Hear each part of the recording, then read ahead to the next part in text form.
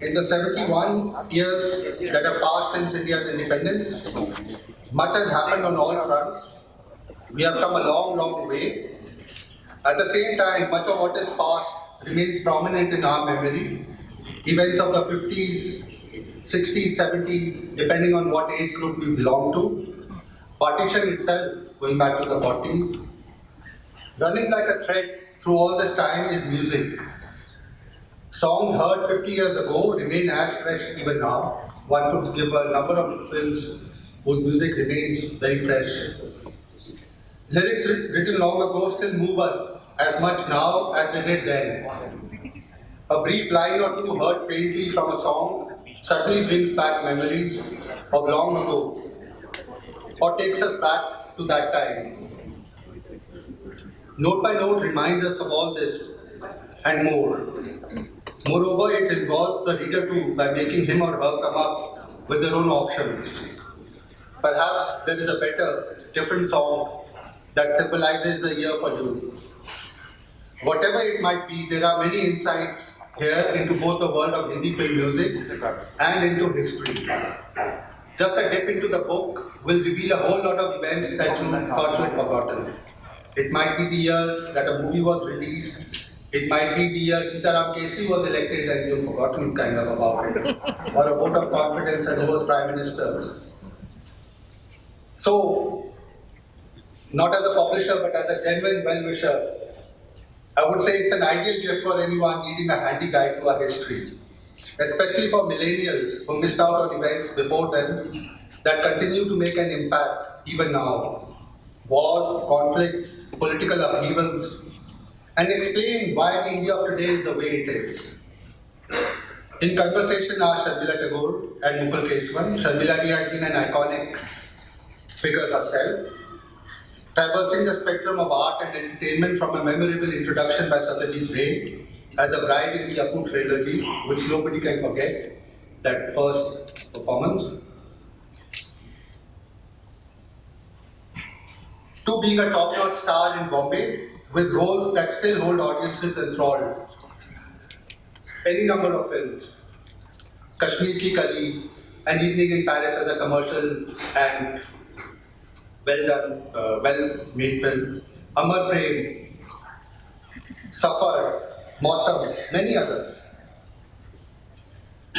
She's also a little different in that she's also been chairperson of the Indian Film Censor Board. So she's seeing things from the other side of the camera, so to say. And she has an overview of cinema, society, social relevance, so on. She's a recipient also, like my dad, of the Padma Bhushan. Mukul Kesavan is a historian and novelist and also essayist. We don't have very many essayists in India. It's an area that we need much more publishing, I would say. Looking Through Glass, his first novel, received wide acclaim. He is the author too of several other books, Secular Common Sense, always a relevant subject, and Men in White, Cricket, which is evergreen. He teaches social history at Jamia Millia. One couldn't ask for better participants for a discussion on a book with the subject as in note by note. I would now request the authors to and Ms. Sharmila Tagore and Mukul, please the book.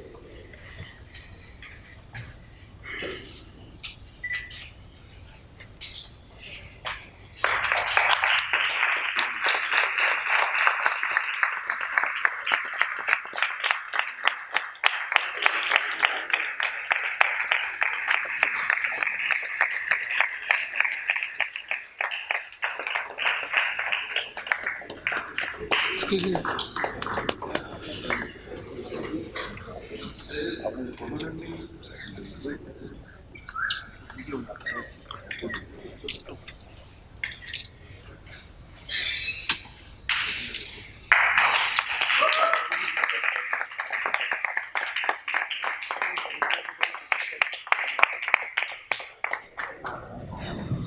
Now request to look at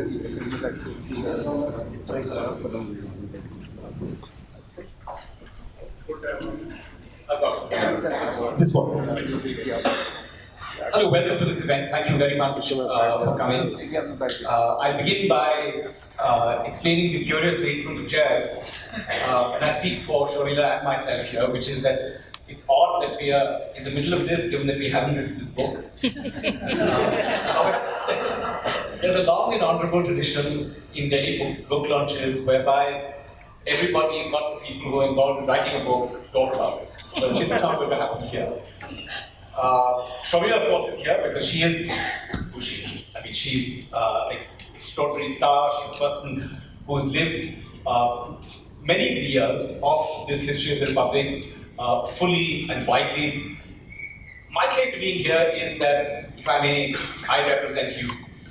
In a sense, I represent the lay, hopefully intelligent reader who will read this book and respond to it.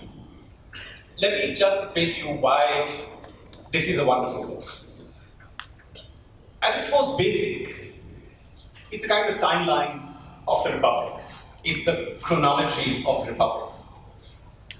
But the wonderful thing it does is that it defines the historical events that make up this timeline, not merely in terms of the political, or the monumental, or the solemn, but it defines them in terms of everything that is important to us.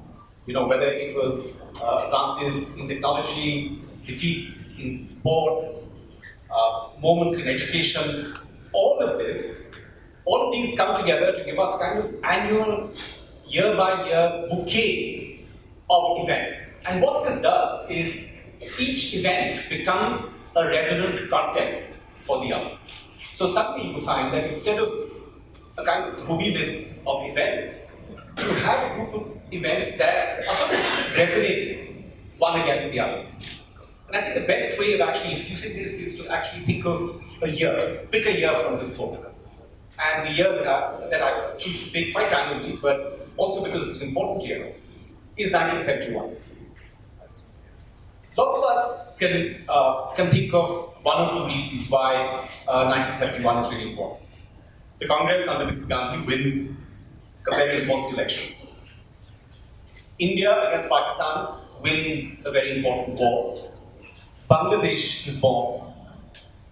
But for someone like me who was 14 years old when 71 rolled around, and unconcerned with matters beyond a schoolboy's horizon, it was also the year when Gavaskar scored more than 700 runs in our first tour of the West Indies. It's the year we won our first series in the West Indies. And it's also the year where Rajesh Khanna in Anand made an extraordinary phrase common parlance within cinema-going audiences. Those of us here who are as old as I am or older will remember this wonderful phrase, lymphous sarcoma of the intestine. I mean, none of us knew what it meant. I didn't even know how to spell. You know, I thought it was, lymphous sarcoma or something or the other. But it was so pervasive that you can remember that time by that phrase. And when you think of 71 like that, when you think of it like that, it becomes the time of Sri Gavaskar and Rajesh Khanna and Mujibur Rahman and Indira Gandhi. And what this book does, and this is the masterstroke of this book, what this book does is it gives us a hook on which to hang these highlights. So it gives us for every year a song chosen from a Hindi film made in that year. The song from 1971 is Anand's most famous lyric, which is, I'm sure many of you will remember, Zindagi kaisi hai paheli raay, hai kabhi ki hasaye kabhi rudaye. And it's not as if this lyric or this song will always embody what happened in that year. That would be unreasonable. What it does do is it provides us with a kind of half-remembered echo of that year. There is a sense in which someone I think said that Hindi films are the soundtrack of the Republic. They're not quite the soundtrack of the Republic, but what they do in this book is they provide us with a set of musical cues. You know, there's in his great novel, Proust shows us how smell can transport you to another time, another place. What this book shows us is that half-remembered Hindi film songs are, in a sense, are portals to our lives. And the extraordinary thing about this book is all of us will revisit those years personally. It's a kind of intimate history of India. Because you will think of what were you doing at that point of time. And this is what makes this book truly wonderful. Everyone will see this differently. Your mileage, as we say, will vary. So I want to begin by asking the question that I think is on all our minds. As far how on earth was this idea born? I mean, I have follow-up questions, but who thought of this idea and who thought of yoking together Hindi film songs and a year-by-year history book? Okay, so the three of us, Ankur, Sushant and I, come from three different decades as it were. So we dropped into the India story in different decades.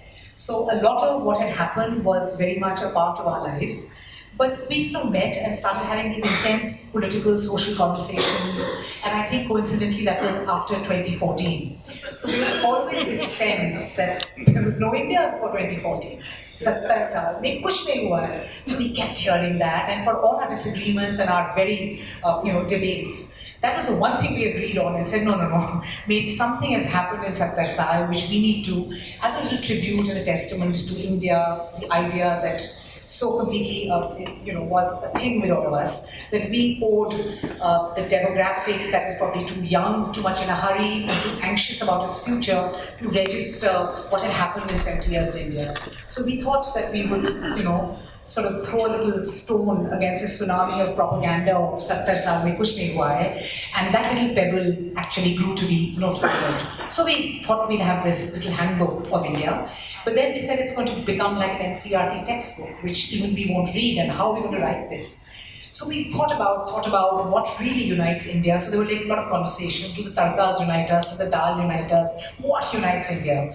And we said that even if it's not a perfect fit, there is something always playing when you think back on India, on your memories, on lost moments, on hopes. And that was the music, and that was the Hindi film music, which kind of held it together for us. So as a delightful book, as you put it, and as a kind of an echo, a half-remembered echo, and sometimes a full-blooded scream, we thought we'd attach, we'd script the India Symphony in our own ways, and do a little pocketbook of India along with Hindi songs. So that's how it was born.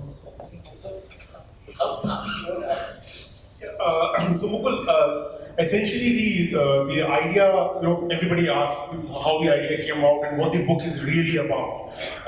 There are many ways of looking at the book. Ankur calls it, you're looking at the bioscope and 70 years of India's history, and some music is playing in the ear, something what we all saw in childhood, that old bioscope where 5 kids were watching inside something and the drum is rolling. I perhaps look at it as a travelogue, a journey of 70 years where some songs are playing in your car and they evoke certain memories and certain things happen. But essentially the last point that you made in the introduction is what really it is about, which we debated and discussed and came to. In this today's world where everything is so personal and so personalized, because of technology and social media, your Facebook is personal, your Twitter is personal, your Instagram is personal. How do I make the history of 70 years personal to everyone? And it is essentially an attempt to personalize the history so that your own memories are evoked. And the line which Mukul Oak said about Proust, actually I was reading a book about Shahryar yesterday, and Shahryar actually says this about his village, that he says, I have memories of my village which are only remembrance of scenes. There are no memories of smells and sounds. Therefore, there are no real memories. So what we were trying to do is draw out these small smells and sounds of the years that you have lived by, or years you have heard from others, and essentially link them to the history of India, so that it becomes a personal history, something which you would be able to easily relate to and link to. Now it's up to the readers to judge how much we succeeded or failed in what we attempted to do. Okay, we get to the reading, but Ankur, as the youngest of this trio, how does multiple authorship work? I mean, you three are very good friends, but at the best of times, writing 10 pages on your own is hard enough. How did the three of you collaborate in writing a book? Was it, did it have to be worked out, or? So, Mukul, you gave the answer in the question itself with the first line that you say you're the youngest of the group. So, the three of us are close friends, and we keep on meeting every month or so, and we have these personal chai with sessions about India and the world in our own little time. And in one of those sessions, I was called, and I was literally called to do the garden one evening, and I was told, Sushant and Seema were already there. And Sushant says, we are writing a book, you're writing a part of it, and that's it. Literally like that. So one fine day, he said, you're writing a book with us. And then Seema already had certain ideas, and talked about it, hashed it out. We eventually thought, let's write a sample essay for the thing and how it might work out. We decided fine, Hindi music is that thing which kind of, everybody has an idea, a large population of this country has a memory of. And of course, we all live in this country, so we are all part of India journey. So maybe we can, kind of create a synchronized swimming kind of a situation there and write a book. So we proceeded to do that. We decided to divide India into years because that's a good thing, so people can remember that very, very easily. And then when you look at a particular year, the films that were released in that year, the popular songs, and the main events which we may want to incorporate in the book. So then we decided, okay, so this song, there was a lot of going through between us. Thankfully, no major arguments there because we are friends eventually. So it just happened. Good. So long as the friendship survives. Mukul, I think Ankur has been very kind and nice, being the youngest in the group. There were a lot of arguments and there were a lot of disputes as they are bound to happen. One thing which, before you come to that question, I'll answer the question, which is the song over which you guys disputed the most. And the song, unfortunately, is in 1975. We finally went with Andhi. And the song which Ankur wanted would surprise you. The song which he wanted was from Jai Santoshima. He said that was the most popular film. You guys don't realize it. I said, It's very easy for people born in 2000, let's say, to assume that Sholay was the most popular film in 1975. It wasn't. Jai Santoshima was the most popular film in 1975. It blew the country off. Here you almost invented a god, and this film has become the most successful film in the world. I absolutely agree with them.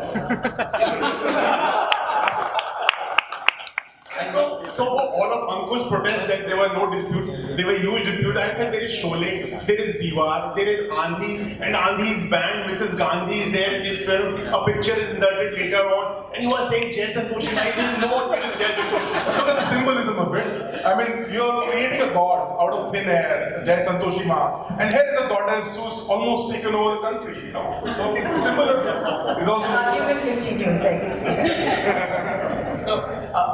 The business of song selection, I was just thinking how tough it must be because, even if you were to zero into a particular film, I'm thinking of, for example, the film that you starred in, Aradhana, in 1969. It has this astonishing soundtrack. If you were to home in on just one film, which song will you choose? I mean, you choose Gungunar Rahe Hain, Bhavare, you choose Mere Sapno Ki Rani. I mean, at least how does the song Baadon Mein Bahar Hai, how did you get to this? To select the song? I mean, did you decide that it would be emblematic of that year, or did you just decide that it would be a great hook that everybody remembers?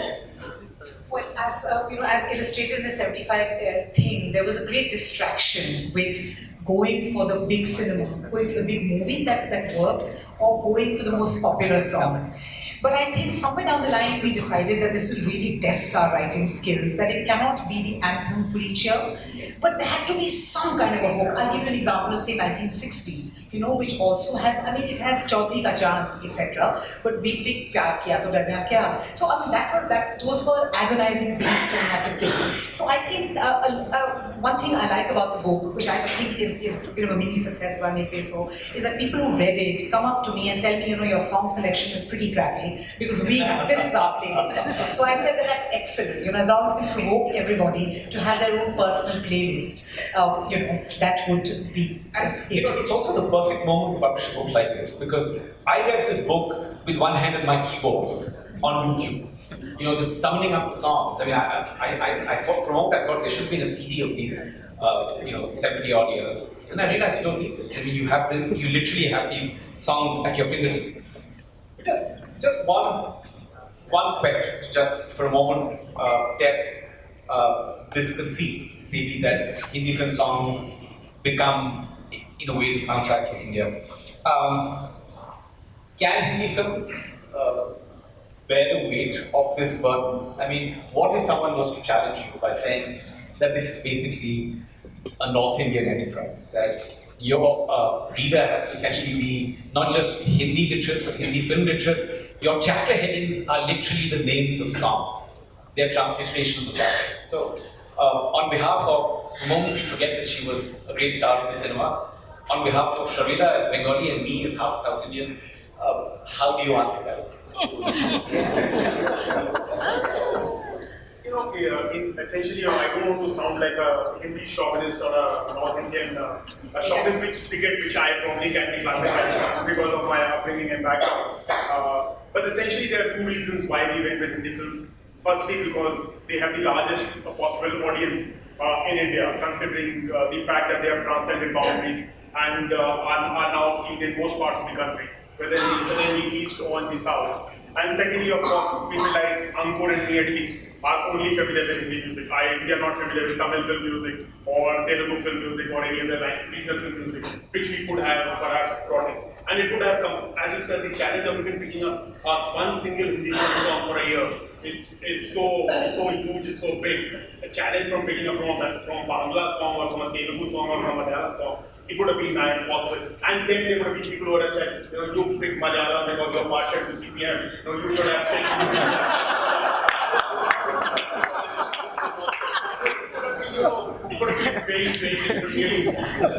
Just small point. I mean, to pick up from his bigotry point, I'm very scared of saying this, but I'll say it. Perhaps Sharmila will bear me out later when, is that I think Hindi cinema, Hindi film music particularly, you see Apulam Chekulam, you see Ramaya Vastavaya, you see this whole reservoir of Bangla, of Bangla folk music, Bangla tunes, Marathi songs that it draws from. It shamelessly leeches if you're a non-Hindi bigot, and if you're a Hindi bigot, you say I appropriate and I'm the mainstream. But I think Hindi cinema music did that for a long time. So I think it sort of bore that burden vaguely, somewhat. So we went with it. That's cuts across language barrier. Everybody can, even outside, if you don't speak the language. Sing this song, it's in Egypt or elsewhere. You find them singing everything without understanding the words. So somewhere the music also helps. So this is a slightly different point that I want to add to this. I think in 1947 and for let's say a couple of decades after that, or even now, no cinema in any state has even taken up this mantle of speaking for the nation. Hindi cinema almost subconsciously does it. It doesn't consciously decide that we are in cinema. But here is C. Ramachandran from Tamil Nadu who composes for Tamil music, and he's composed a song which we've included in the book, Gore Gore or Banke Chore. He's a Tamil speaking guy.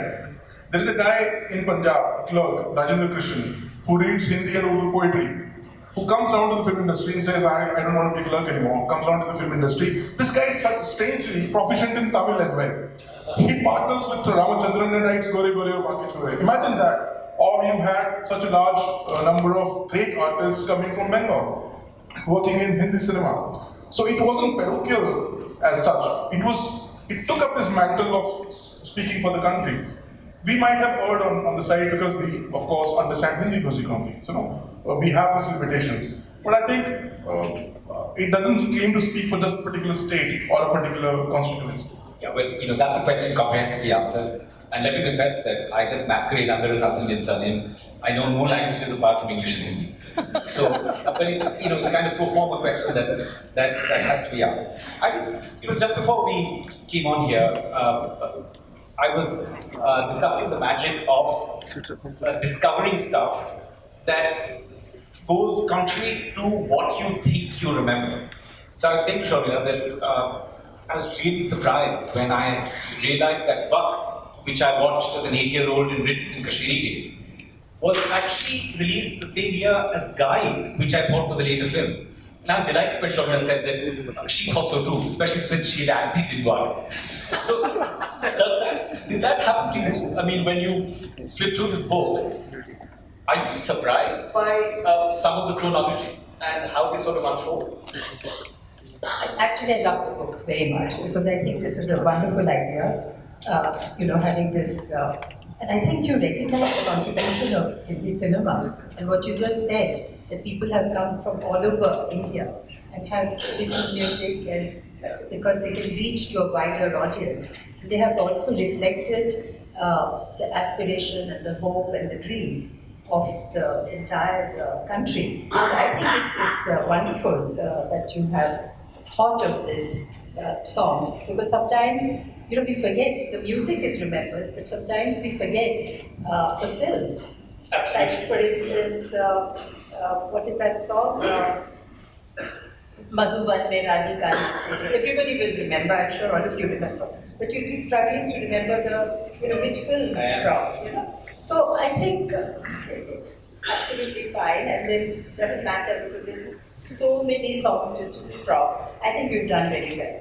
And coming to, yes, I think I've discovered a lot of things, and what you were saying earlier, that when you're reading that this is what happened in 62 or 68 or 71, and just now when you were saying 71, and you were of a certain age, and I was much older, and I remember what we did, because at that time, not just the songs, but there was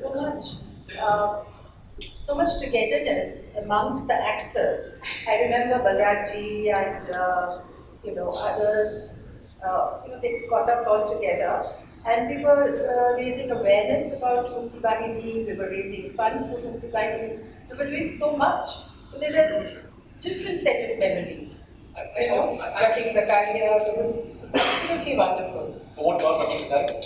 So he was there, he was spearheading the whole thing, Right. and we all got together. I remember what Bhardwaj said, I also said a few words, and then all they started saying, speak in Hindi. I said, no, I couldn't speak in English. That's how otherwise I'd speak in Bengali. So there was a lot of things, So there was so much enthusiasm and commitment at that time. About this thing about, where your personal life intersects the life of the nation or the republic. Let me take you back to your first Hindi film, which is Kashmiri. You're all of 20 years old or less, and your first two films have been Upur Shankar and Devi. This is your first Hindi film, and suddenly there you are in a Kashmiri houseboat, or in a frolicking to Deewana Hua Badal. So this is the same year. This is November or December, I think this film is released. As a 20-year-old, I'm just trying to understand, youth and your relationship with the nation as it were. I was 14 in 71, and I was much more interested in the West Indies Test series than I really was in the war, though the war did press down upon you. But 64 is the year, of course, when Nehru dies. Yes. He dies 6 months before, and this book reminds us of what great timeline to. So all of us who are old enough to remember that instinctively ask others, what were you doing when Nehru died? And I have a perfectly accurate answer to this. So do you remember what you did when Nehru died? I remember 62. And in fact, the shooting started around that time. Right. And the film released in 64. The shooting was underway then. And that also coincided with the China War and then the gold control that had come, which you write in your book. And I remember Nehru had come to where we were. He was going in an open jeep, collecting funds and talking to people. And my mother, of course, had stood in the queue. And she took out her gold bangles and gave it to me. So there were so many people who were just doing that. And a lot of people had given up what they liked. Like somebody had given up rice for a year, somebody had given up something else that they liked doing for a year. So there was so much commitment and there was so much belief in the political system, and Nehru was saved. And you remember Hakikat was released very soon after that, and those wonderful lines. What year? 64, right? Yes, exactly, a few months after Nehru died. And those words that. So it was like as if they're saying now that Nehru is gone, now it's up to us to take over and be responsible. So those are the things I remember very much. Yes. I should actually take this down the table. I mean, this is so putting this timeline together, when you were putting together the events, year by year events, were you, were you taken aback by a personal memory, or was there any particular landmark event that sparked a thought in your mind that sort of struck sparks and created a kind of Christian ambience? Because you actually put this thing together. I'm sure you educated yourself by doing this. Mukul, actually the year which surprised me most, and I was 12 years old at that time, is 1984. Because all of us think that 1984 we know very well. Blue Star happens, Mr. Gandhi is assassinated. That's it, like the anti-Sikh riots. Those are the three major events, and 1984 gets over.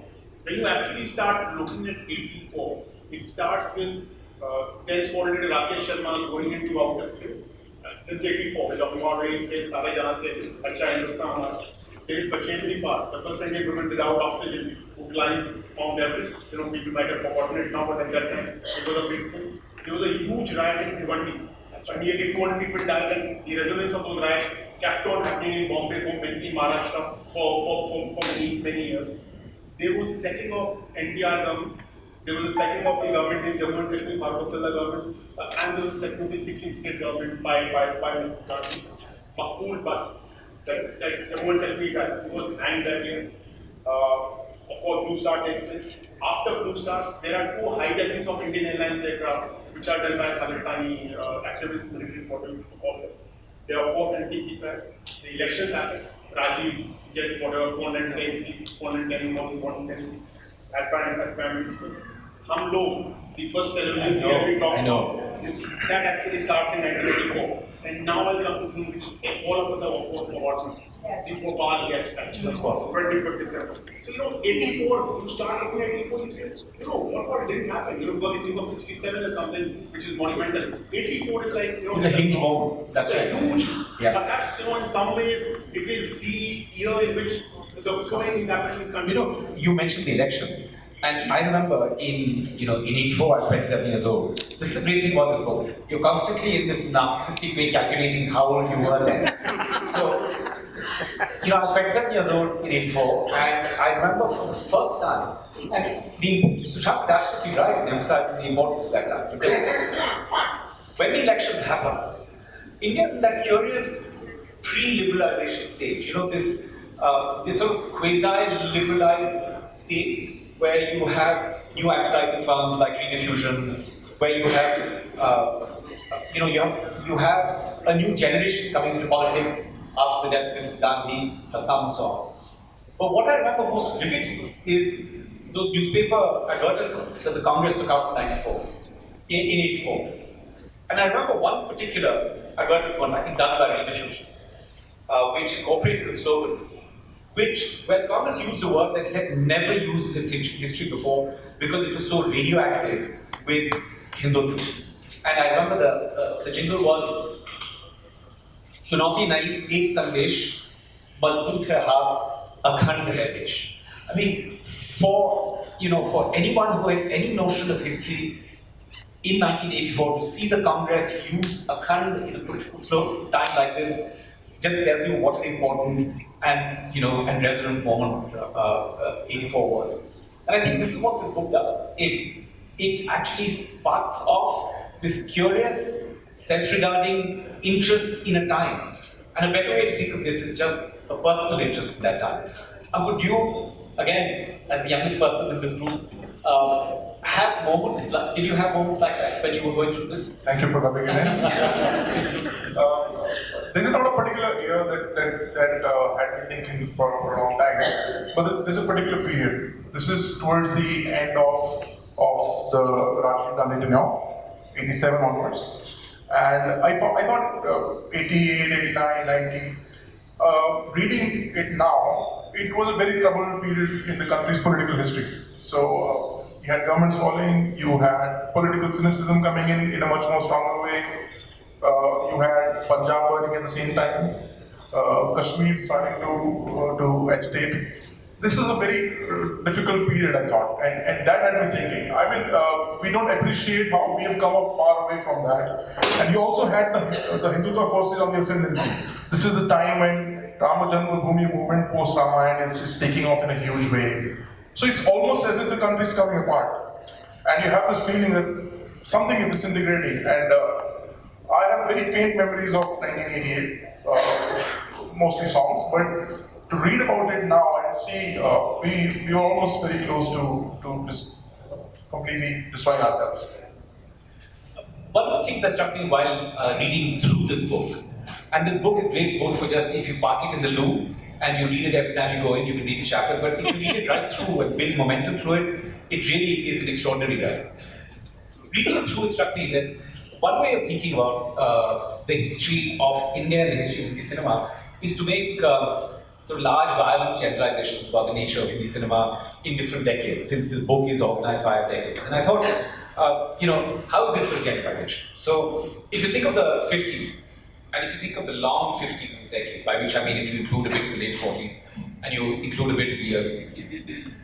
The 60s, I think, the 50s, I think, this decade, if you think of the cinema, you think of a cinema of extraordinary idealism, a cinema of seriousness, not all of it. I mean, there's also Mr. and Mrs. 55, there are many, many comic films, but by and large, when you think of, the Guru Datts and the Bimal Roys, and even the early work of Raj Kapoor, you think of not a solemn cinema, but a cinema of great seriousness and great engagement. And then you have the transition in the 60s, where you have this wonderful new perky, frothy cinema, this cinema of sort of hill station hedonism, where one of the great films is Kashmir Ki Kali. And this goes through the 1960s. And then there's this period of transition, the late 60s and the early 70s, which you can only describe as the period of great sort of Rajesh Khanna narcissism. I mean, it's a kind of epoch in itself. And then you have the 70s, the 80s, where you have kind of vigilantism, a kind of cynicism.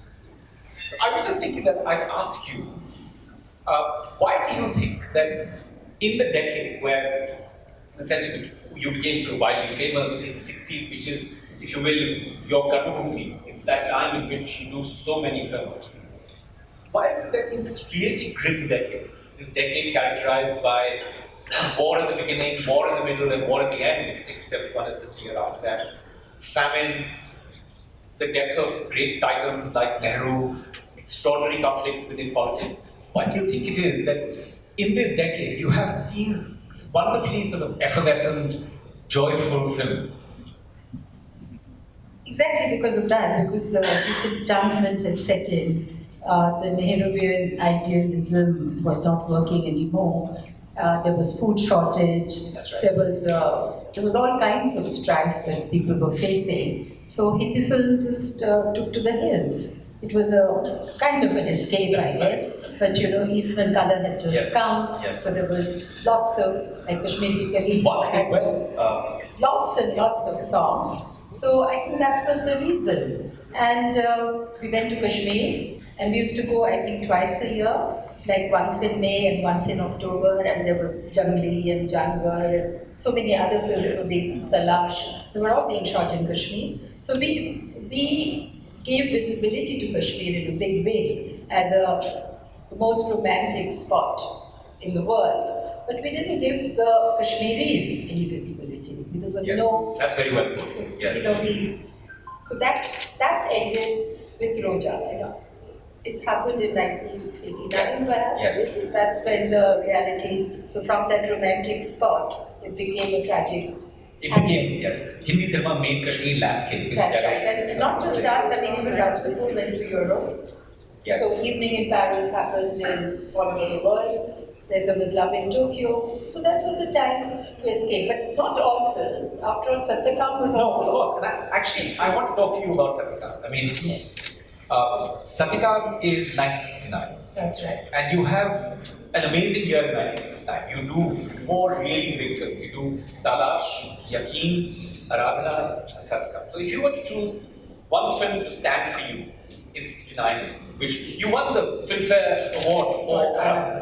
So which would it be? Would it be Aradhana? Would it be Talat, by the way, as I went down in my school bus from Dal Killa into Kashmiri Gate, there used to be a big hoarding which actually told you how much the film cost. Because it was the first film that cost 1 crore. And That it was Opi Bennett. Yeah, Opi Bennett. He was not subtle about it. 1 crore. So which would you choose? Which is? I think Satyakam, of course, is a very, very important film. And when you see Newton today, it's exactly like that, in a different time, isn't it? It is. And it's this wonderful IAS officer, will not bend, will not do anything corrupt, not even at the cost of, family responsibilities. He doesn't want anything to get in his way. And finally, he has cancer and he dies.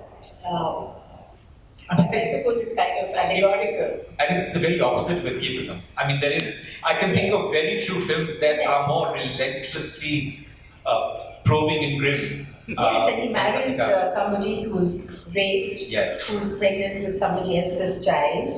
So it's not really, and then finally when he dies, it's carried by, his legacy is carried by his wife and his son. So it's not through blood or bloodline or genes, it's like who inherits the legacy. And they both all come from, they're not well born and it's sort of iffy genealogy. So it's I think that's the message, that now, that we have to do our bit.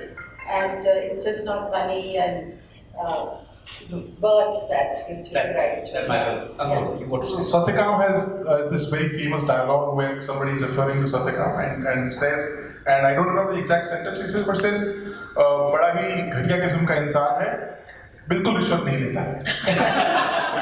Yes, but there's still hope. There is hope, and there is, you feel that, somebody will carry on that legacy, But with Newton, it's completely different because the player is fighting people who are identifiably enemy of the state. Whereas Newton is fighting people who are defending the state. But Doc does not share his worldview. And then he's not built up as a mythological proportion. So it's quite different. And we already know that the system is broken. So that is now the way we see but at that time, just 20 years later, after independence, we still had hope. I mean, the one thing when you were talking about researching and kind of finding out things, I think for me personally, and I don't know about my two co-authors, the most telling or the most learning experience was actually the 21st century. And of course, you're a historian and it's completely, we've done what ace fools do to kind of try and script all the way up to 2017 because you're meant to be having a certain critical distance from the time before you write about it, etc. I mean, we do it as journalists all the time, write about today and last hour, but for a book, that was being foolhardy and we ventured there. But I realized during that time about what a cataclysmic and complete kind of changed landscape India is looking at in the 21st century. So even when we did these page separators where we try and kind of summarize a bit of the decade, just the 21st century is so difficult. So I first thought that it's because we're so close to it, we're still living in these times and it'll take time till it pops up and reveals itself. But I think the kind of technology, the politics, that sense of being broken, the sense of quickly fixing it, the demographic changes, the politics changes, and that complete suddenness of, and also then the Hindi film song also loses its agency, if you like, or its preeminence as the dominant kind of a barometer or a thermometer of that year. So I think that came as a surprise to me because we're all fairly conceited people and think we know what's happening in the times that we're living in. But I think that also unfolded as you kind of read it and tried to map a timeline for the more recent years. So that was a surprise. Mukul, essentially, it's about the filter which all of us apply to history. And I should not say this to a professional historian, it's blasphemy to say to a professional historian, but once you attempt a book like this, you of course realize that where those filters are, where those blinkers are, and where those biases are which you need to overcome. There are hurdles, not something to be confirmed, but there are hurdles which you have to take. One of the things that struck me when you spoke a little while ago, Sushant, you mentioned the Bhivandi riots in the context of '84. one of the most solemn and one of the grimmer things that becomes evident to you as you go through this year-by-year timeline of the Republic is that your sense of the present is darkened by its foreshadowing earlier on. So, the very moment when Talash and Aradhana are being made, when Satyakam is released in 69, that is in fact the year of the Ahmedabad riots.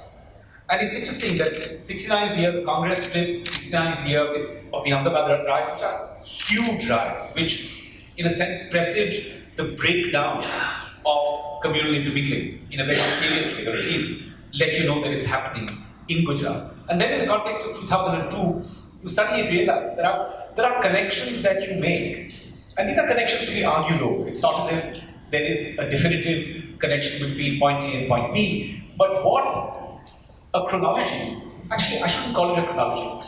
There's a lovely word called concordance, which is a linguistic word which refers to all the important words in a book. This is a kind of historical concordance which refers to all the important events or many of the important events in a year. And what this does is you begin to hear some secret harmonies. You hear literally note by note, you hear notes struck that seem to echo 50 pages down the line because you come across another note like that, happy, or in fact grim. Sometimes though, you get sort of whiplash because I was, the first thing I thought about when I was looked at 65 was, I'm going to find Okkar here, which is the Manoj Kumar film. Well, an idiot, because obviously it's about 65, so the film can't be made in 65. It was made actually in 67. And it's about 65 in this really vivid way. It's about Lal Bahadur Shastri, it's about Jai Jawan Jai Kisan, it's about patriotism. Still, despite Manoj Kumar in kind of benevolent form, it's, if you will, it's still not an exclusionary nationalism. It's kind of inclusive one. And one of the things that this book reminds you is how the words that refer to particular kinds of phenomena take on a different meaning. How the notion of the nation, the notion of nationalism, the way in which people are termed and classified changes. And it's nice putting it, it's also revelatory putting it together in a kind of year-by-year way. I just wanted to ask you about, it's a pretty self-expressive question, which is, you acted with, and you had, you had great chemistry with some of the greatest actors of our time. And interestingly, in the late 60s, you acted both Dharmendra and with Rajesh Khanna. And we always told that Dharmendra is the only major actor at this time who isn't terribly affected by the Rajesh Khanna phenomenon. So a question which is nothing to do with this book, but which I've simply, because I've always wanted to know, which is, why did this work? Why did nobody else? I don't think I would know the answer. But I think because he had a different Benishma completely. I think it was very much people's man, I think he didn't have he could communicate with people. And he had a tremendous personality of his own, which was not really borrowed by any sort of fad. So I think he lived on. Like again, going back to Satyakam, he was so good at that. And I remember Rishikesh Mukherjee would keep saying that, Dharam, just for 1 minute, don't think about your millions and don't think about what you're doing, which is a completely different, be absolutely different from who you really are. So, so it was a lot of fun working with that film. And Anupama, he was so different. And then again, it was so different. So, the interesting thing is, here is this gorgeous-looking Punjabi man who within the cinema of the 60s, very masculine, but within the cinema of the 60s is often portrayed by, say, Bengali directors as your perfect Bhadralok man. Completely against the grain, and he does wonderfully. Even if you think of Chukke Chukke, where he's such a wonderful comic. So, back to the book. What explains Rajesh Khanna mania in the context of 69 to 71? I think we were discussing this. I said 17, you said this person delivered 19 hits continuously between 69 and 71. So if we are putting together a book like this, one of the things we have to ask is, what does he speak to?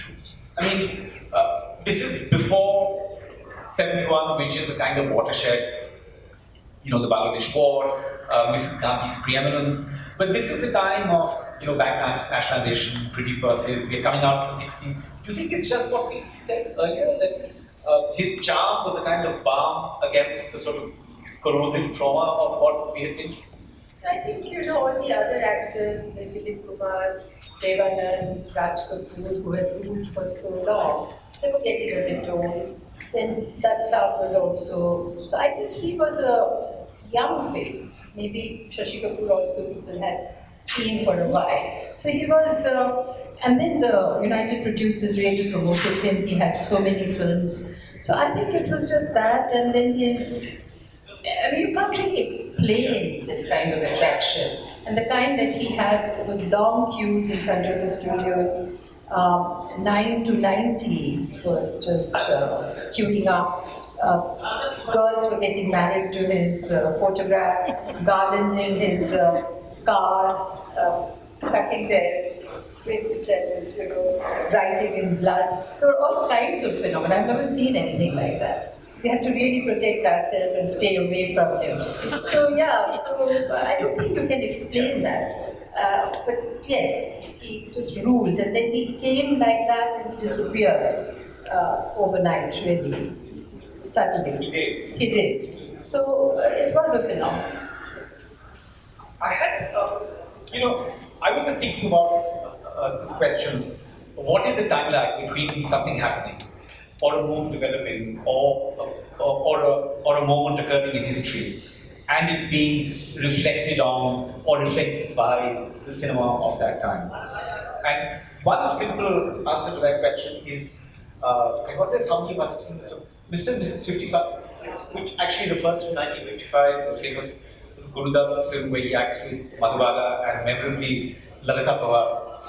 I remember watching this film and thinking, not only does it name the day in which the year when it's released, in a way, curiously through Gurudutt, who is such an icon of cinema in the 50s, you also have the temper of that time being reflected in a way that's not necessarily particularly pleasant. Because I remember it as this curious mix of, a frothy Madhubala, effervescent film, and just this deeply misogynist film. I mean, it is so, yeah. No, sorry to interrupt. But don't you think New Delhi Times also reflected that particular That's time right. in 86, that's right. 84, Yeah. I think it released, or 86. Well, again, it was 86 shot in released. 84. Yeah. So I think that very much reflects that time. Media. And the media, it asks very tough questions, really, and talks about the ethics and the morality of the media and how the editorial, they're under so much pressure because of, and how he holds steadfast and solid, bit like your governor going down, right? And I remember Kuldeep Nair saw that film, and I think I met him for the first time because I was in Mumbai and I just moved to, 84 we moved to Delhi. And I met him and we had a long chat about, and he really liked it very much. Yes. So I think 84, New Delhi Times really that's one very talks. Andhi, I think, would be the other one. Or let's say Mulk, released in 2018, Yes. which reflects what is happening on the ground. Yes. Not many Hindi films do, but this one does, and in a very short period of time. So let's say things might have changed for the worse in the last 5 years. Here's a film which has quickly responded to that and portrayed it on the screen, as Seema speaks in the paper. Are you saying it's only happened in the last 5 years? It has worsened in 5 years. Yeah, So, but it's been happening for a yeah, long time. long time, yes. And Newton, as someone mentioned, it's There's a film which many of us miss out in Singh hilarious time. It is a film which came out in 2009. And in that film, actually they show that a guy is being hanged and the news is being sponsored by somebody, and the guy who hands is being sponsored, the platform is being sponsored, and it shows actually the degeneration of media where everything is sponsored, spectacle in a sense. And this is in 2000, which is It's pretty much, in a sense, even prescient. It's not reflecting what's happening. Actually, it's one of the really interesting things about cinema in the 90s and the 90s is that it does, in different ways, seem to reflect the world as it changes around us. Because I sometimes think that if you think of cinema in the 90s and the first decade of the 21st century, of course, there are many different genres of cinema you make, but if one was to simplify, you could say that there are two great forces at work. One is, on the one hand, liberalization, the coming of the multiplex, the opening up of the economy, the drawing in of an NRI audience, the creation of a feel-happy film where traditional Hindu values and modern consumerism are shown to go hand in hand. So that's one set of things spurred by liberalization, which happened in the early 90s. And the other equally seems to be a much darker current, which, for the sake of argument, is connected with the destruction of the Babi Masjid in the early 1990s, with the politics that accompany it, and in a parallel way, the rise towards the end of the century of Islamist terror, and the films of the 90s and 2000s respond to both of these currents. So you have the sort of long title movies, Hum Aapke Hain Noor, Kaun, Dilwale Dulhaniya Le Jayenge, which celebrate a kind of upper middle class joie de vivre and consumption. On the other hand, you have these very interesting and significant films, which whether you agree or disagree with their, with their positions. I mean, I would argue that many of the films made, many films like Roja are in some ways deeply disturbing films, and not necessarily for the best reasons. But at least it's a film that's trying to come to grips with something that is happening.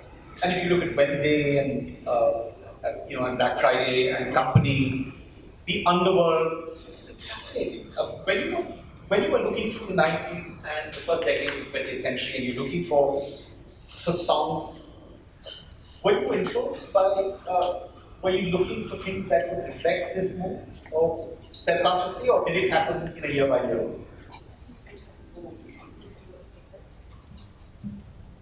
You have this new wave of filmmakers coming in the 90s and noughties. So it's not just a reflection of how the country is evolving, but also a kind of a revolt against the kind of films that they were making earlier, or the way the films were made. So you have Ram Gopal Verma says, I want to make it, a bare-knuckle film with Company or Satya, and expose it for whatever it is, and the language changes and reflects, or is more authentic, as we say. So authenticity in language in particular, or in setting, becomes a thing in the 90s and in the 2000s. So you want to represent a perfect accent for a guy who's living in a small town in UP. And you have writers coming in from there. You have an Anurag Kashyap writing, you have different lyricists coming who write different songs, use different metaphors. So there is a kind of a mini revolt against the kind of filmmaking which was done earlier. Let's say bubblegum films, as you might call it, mainstream popular cinema. And you have this more bare-knuckle filmmaking. Film centers are here. Film festival oriented, which is a different audience, which uses the multiplex boom to great effect. If I can just press that a little, Hindi cinema has always drawn writers from the provinces to the Mufassal. It's made up of great writers from, say, the Gangatic Plain, who brought, their poetic, their lyrical, their metaphorical skills to the cinema. You think what's happening is that there's a kind of language of seriousness in cinema, a kind of Hindi stroke Urdu, a kind of literate, cultivated language. We're not talking about bubblegum cinema here, we're talking about serious films made in the 50s, 60s, 70s, 80s, which is being replaced by it's clearly being replaced by something more vernacular, more attentive to regional nuance. Why is that happening? I'm just guessing. Maybe it's because of the kind of technology, and I think the economics that is now what the film industry is about. So you're in a position to kind of deliver very specialized, small things. I mean, we go really far from Devariya or Gorakhpur, and you hear Bhojpuri music, or somebody's watching a film on YouTube or on, So I think the medium kind of impacted the message really. So I think they were able to kind of cater to a much more specialized. There was a need to kind of do it. And I think also because there's just so much communication happening that there's perhaps a little more awareness of what the authentic sounds like. So I may not be able to do the authentic completely, but I'll know when it's fake. So there's a desire to kind of cater to the need for the authentic, which is happening much more now. And I think actually at the top of that is technology. The way that has completely changed not just attention spans, but how much of media you consume and how you consume it and who's consuming what. But I think the producers have wisened up to craft the film very, very specifically. I think the audience has become more accepting. Earlier, you had to have a pan-Indian image. Like in our time, we were not even given a surname. It was Miss Uma and Mr. Dilip. Because, if you called it a Kapoor or a Tagore or something, you would say that this is a Bengali or that. So you had to cater. Now the audience is so much churning there, and they are used to seeing better and different films. So now they are savvy. Now they are accepting that a hero can play a villain's role. And I mean, in our time, we just had to play goody roles. We couldn't play any vampish role, the so-called. We had to wring our hands and cry copiously and be good all the time. And Helen had all the fun by wearing dresses, dancing away. So I think that the audience has changed. Audience now, that if it's a story in UP, we want. Otherwise, the maid servant will be good wearing something else, and the lady of the house will be wearing something else. So there is a Chandradekha, you have Roman costume and everything. So now that is no longer, people will not accept that anymore. So the audience is changed and wanting more authenticity. I once attended a seminar in Bombay about cinema where there was this wonderfully intelligent young man called Jaydeep Sahni who wrote many of these films in the 90s. And he had this very amusing thing to say, but which is also very pointed and sharp. He said that, the reason they made all these films about the underworld is because he and Ramu Gopal Verma and others felt that the only meritocracy in India at that time was the Bombay underworld. If you worked hard enough, you did the right things, you got there. And now you see, for example, a Netflix serial like Sacred Games. And there is a sense in which it seems to reflect upon the contemporary, and it's been brought right up to date. It literally talks about the now in a kind of deliberate and intelligent way that sometimes we didn't do earlier. Would you say? Would you say that the connection between the world and the popular film, the distance between it has sort of become smaller? That there's kind of realism and. There is so much out there, and our films are competing with, it's a global market. So we have to, if you're competing, then your content also has to be comparable. Yeah. So, yes, and it is here and now, and things are changing so much, and the audience, again, is so exacting, and they just want. So I think, most certainly, and the world has become violent. If you haven't noticed, it's no longer what it was 50 years ago. So yeah, so I think the language and everything has changed. I just want to come to from films to songs, Sharmila, and you've done so many of them, you've done film and song and all that. What explains the Indian idea of these films? Cinema the world over, and nobody thought of it. Even MTV borrowed it from India. How have the structures? Why are we the only creatures with this idea of a film song? It says everything so succinctly.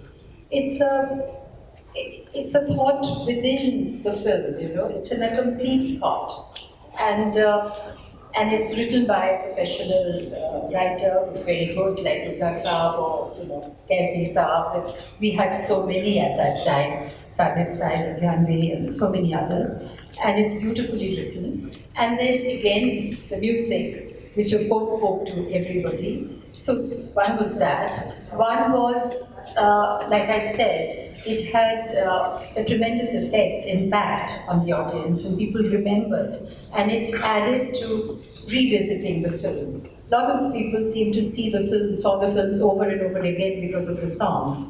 So that, a lot of people say Rajesh Khanna's 50% of his popularity was because of Kishore Kumar. If you just take away Rahul Dev Burman and Kishore Kumar from his life, it may not be Yes, I mean, it's been said. So I think the songs contribute a lot, and also, if the story can be very different, but the song has so much to say. I mean, they're all sort of complete in itself, and it has an idea, and it speaks to the audience. At a feeling level, it connects. You feel good hearing that music. You feel good singing it. So I think that's the reason why. And then also, I think Indians probably relate to music a bit more, because it does happen here. I do too, but when I was little, you could actually buy little chapters which would have all the lyrics of all the songs in the film. You could buy it for 5 paise, and people collected whole bunches. And in a way, it survived, because if you're watching a Hindi film song on YouTube, it will tell you if you press the button here, the lyrics will come up and you'll be able to sing along. So there's a kind of visual oral connection with the music. I think we need to give credit where it's due. We need to give credit to Jagahar for formalizing the notion that films don't matter. They're not. And what I want to ask with Netflix and everything else, do Hindi films actually have, can you really have a book like this? You have to ask Amit Khanna this question. This is his favorite question. Then he'll hold forth for a long time. Because now he says only the big, like Bahubali kind of films will survive. Yes, with all these effects, yeah. And or boutique, intimate films will survive. Yeah, otherwise now the audience is saying, why should we go to you? You come to us. Because we have so many screens now. So I think that's now the audience is dictating terms, as opposed to in our days, again, there was a long queue, and you had to book earlier to get in, and there was one theatre, and if one big film was running or one big film was ready, the small films wouldn't even get a look in. So I think all that is changing, and the audience is, I think it's a difficult time, and we'll have to adapt, and like they have already, like all these Pirates of the Caribbean and James Bond, those kind of films will still draw an audience. But one question, will Testament survive? We have to speak to Kevin Peterson. Yeah, this is completely out of course. It's not allowed. Since I'm moderating this, I'll move to I just want to give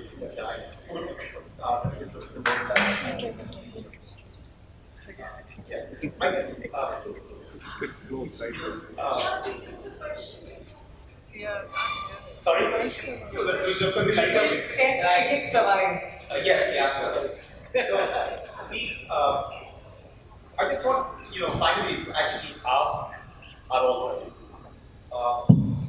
that when we compiled this chronology of this timeline, and as it got closer to the present, 2017, what was the sense of closure? What was the sense of an ending to long? Because one of the things that a book like this does is that because it concentrates on events and artfully organizes these events, you convey a sense of time.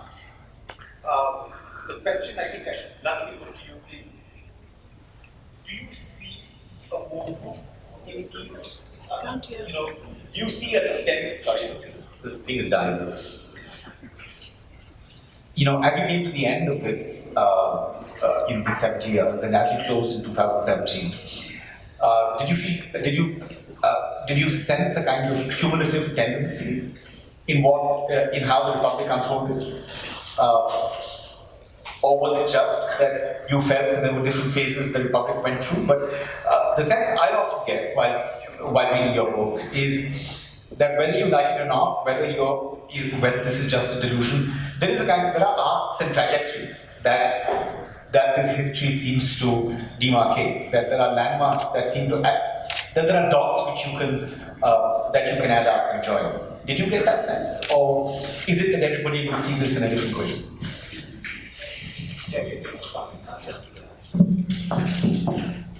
Of course, there's a long arc of history, but as Obama, and it bends towards justice, but as Obama famously said, it only bends towards justice if all of us put our shoulders to it.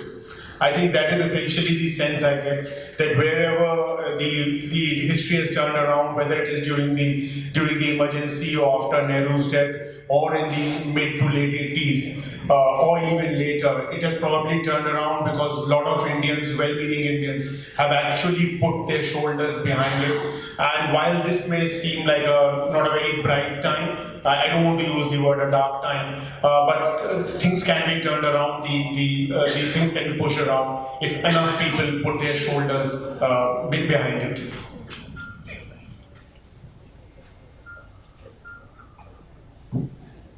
I agree. I mean, everybody has to think independently. Everybody sort of tends to follow or be afraid and not speak up and or timid.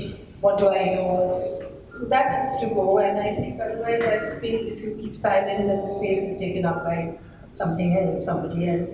So I think, yes, so you need to do your bit and help, actually be proactive in achieving what you want. So, I have faint memories of the period when the Babri demolition thing was going on and Ram Janmabhoomi movement was really strong. And I have memories of drawing room discussions in favor or against the masjid and its demolition. I have memories of social interactions with people around in your neighborhood who would say, if you want to go to Ayodhya and do this. In many ways, India in 2018 is in a similar position.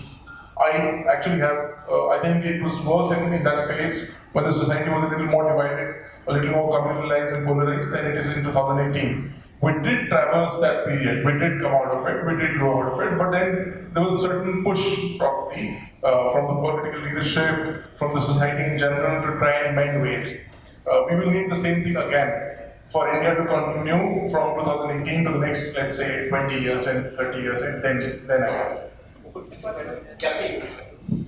Mukul, this is the absolutely last paragraph of our book, which is the last paragraph of the epilogue. And I just read it out. With its progressive constitution, India's founding fathers made some choices for us, and perhaps imperfectly, not wholly or in full measure, but very substantially, we have tried to keep this pledge.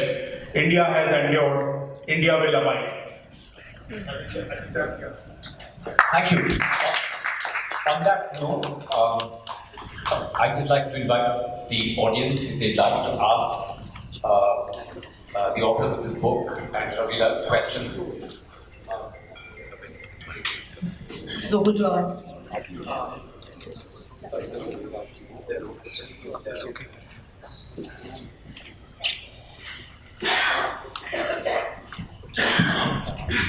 Hi, so I'm Shukuran. I have analyzed a lot of the songs that you've talked about. Musically speaking, the most disappointing decade is the 90s. A decade I grew up in, and I grew up listening to these songs. And it's very problematic. How hard was it? My question is for all three authors. How hard was it to sort of relate? There was so much happening. I mean, musically there was Nadeem Shravan, kind of. I mean, that was the only hope, which is the sad part. Yeah, Rahman did some interesting stuff. But a year of coalition, in 92, License Raj ended. I mean, so many things happened that year. How hard was it to relate music to the happenings in that decade? Because it doesn't sort of, coincide personally for me. I feel the music-wise 80s was very bad. 80s there was really nothing happening. It was, they said, from silent stages it became sort of unspeakable. Yes, but I think 90s, wasn't it Qiyamah se Qiyamah tak, it was the end, and there was all these Dilwale Dulhaniya, all those had very nice music. Yes, but even others. There was I think the music was better in 90, and I don't know how related it is. You know, there's something, I mean, we struggle with this also, like terrible lyrics and, you know, momentous political things happening. There's a beautiful interview that Javed Akhtar gave to Nasim Muni Kabir, and he was asked the same question, that you have this era of Dubra Ontons and Sarkar Lo Khatiya, Jala Lagi, etc. So he says, hold on, that is completely the right lyric for its time. It speaks to its time because you have such terrible politics. There is the Rath Yatra, there is blood on the floor, there is all kinds of things happening. So cinema answers in the same kind of quality. So I think it will have to just step up a bit and sort of see it in a sort of philosophical way. So I think it spoke. And again, on talking about 90s and 80s, I agree with Mukul and Sharmila that the 1980s was probably the worst period as far as Hindi cinema and music is concerned. And to tell you the experience of picking a song, I think 85 to 87, and then remarkably 2017, these are the worst years for picking a song. The 90s is actually wonderful because it's a time of great change. It's a time of the arrival of A.R. Rahman. It's the arrival of the romantic song back in Hindi cinema, which starts in 88 but then takes great force in the 90s. You might have had Nadeem Shravan making really massy songs, but these are popular romantic numbers which were not being made in the 80s. You only needed to have Amitabh Bachchan in a film and it would be hit no matter how bad the music of the film was. So the 90s was much better compared to the 80s.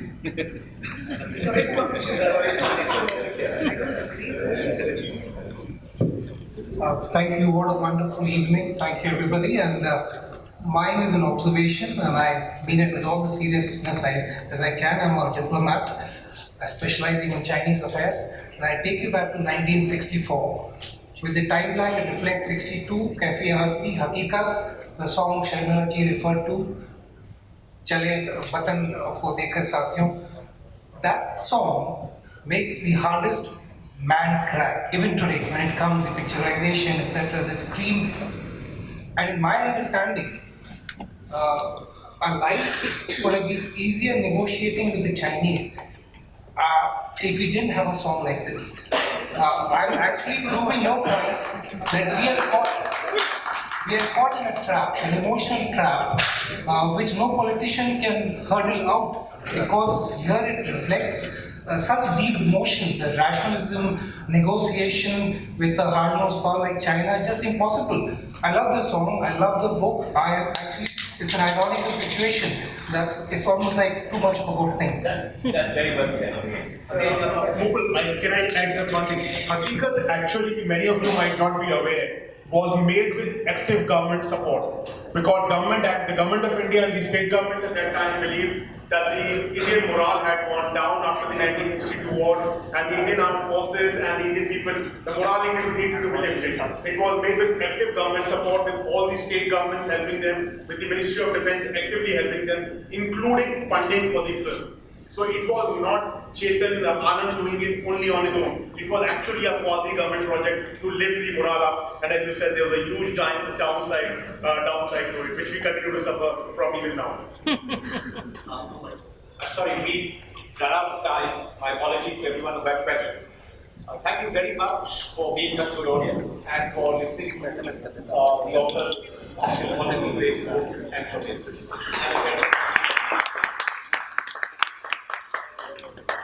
Thank you all for being here. Thank you to the Constitution Club also. One small observation.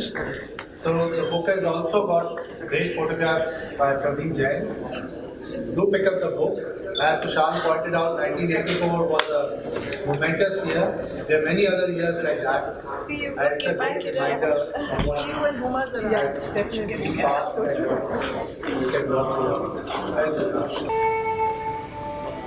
एक छोटा सा लम्हा है जो खत्म नहीं